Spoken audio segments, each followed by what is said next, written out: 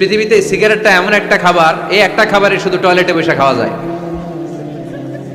কথা খুব তাই না?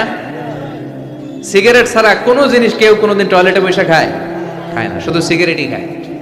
আবার সিগারেট হয় টোবাকো প্ল্যান্টস থেকে, মানে তামাক পাতা থেকে।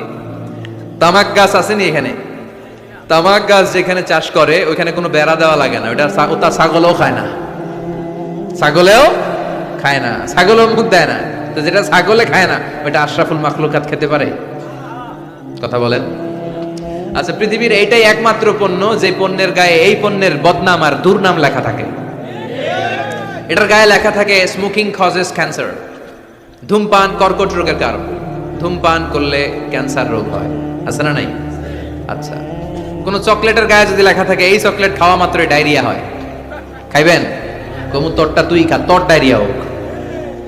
কথা বলেন। কেউ খাবো না, কারণ এইটার বদনাম লেখা এটার গায়ে, খামু কেন?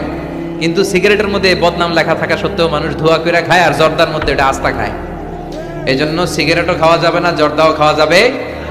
কোন আলিম যদি খান এটা ঠিক না, ওই ভাইকে বলবো আপনি ছেড়ে দেন, আস্তে আস্তে অভ্যাস করেন, পারবেন। একবারে ছাড়া যায় না। কথা বলেন।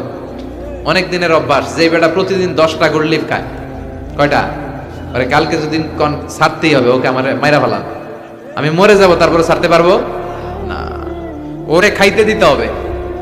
কি দিতে হবে? ওরে কমায় কমায় খাইতে দিতে হবে। ওরে বলতে হবে কালকে থেকে 9টা করে খান। কয়টা করে? যে 10টা খায় ও 9টা খেলে চলবে না?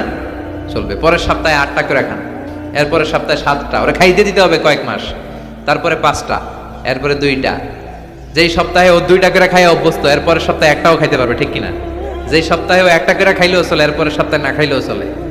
কথা বলেন।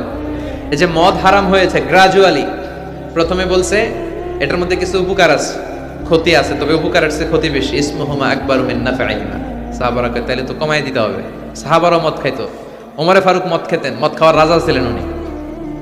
এরপরে সাইয়েদনা আলী রাদিয়াল্লাহু তাআলা আনহু মদ খেতেন, সব সাহাবারা মদ খেতেন, কারণ তখন এটা জায়েজ ছিল, নিষেধাজ্ঞা আসে নাই। যখন বলা হলো ক্ষতি আছে বেশি, খাওয়া কমাই দিলেন। এরপর একটা সাইয়েদনা আলী রাদিয়াল্লাহু তাআলা আনহু মদ খেয়ে নামাজে দাঁড়াইছে, আর এরকম মাতলামি করতেছে, আর পড়তেছে আ'বুদু মা তা'বুদু। লা আ'বুদু মা তা'বুদুনের জায়গায় মাতলামের ছোট কি পড়ে? আ'বুদু মা তা'বুদুন। লা আ'বুদু মা তা'বুদুনের অর্থ হলো কাফিরেরা, তোমরা যে মূর্তির পূজা করো আমরা ওটার পূজা করি না। উনি লা বাদ দিলে অর্থ হয়ে গেছে তোমরা যেটার পূজা করো আমরা ওইটারই করি। ভেজাল আছে না নাই? এখন নামাজের পরে সবাই যে ধরছে বিষ্ণুনবীরে, দেখেন আপনার জামাই কি করছে। তখন আয়াত নাজিল হলো লা তাকরাবুস সালাতা ওয়া আনতুম সুকারা। মদ খাইও, তবে মদ খাইয়া নামাজে দাঁড়ায়ও না। তখন 5টা টাইমে মদ